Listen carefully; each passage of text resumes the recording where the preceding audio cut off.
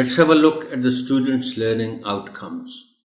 After completing this unit, students will be able to demonstrate common conventions and dynamics of oral interactions in group to recite poems, articulate and identify simple rhyming words in a text, respond to the text, that is post-reading, to express likes or dislikes about the poem, recognize and write rhyming words from a poem, change the first sound of a word to make rhyming words.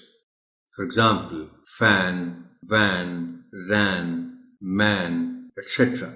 Point out specific information in a calendar like name of the month and days of the week using sight reading strategies.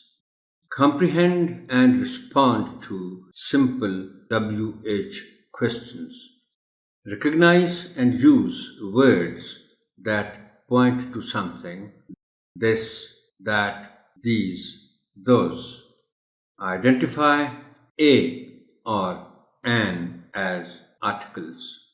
Choose between a or an. Recognize that plurals do not take the article a or an. Recognize different categories of some naming words.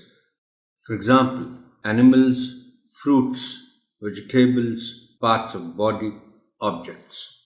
Trace and write simple sentences, leaving spaces between words using correct capitalization, punctuation, and spelling.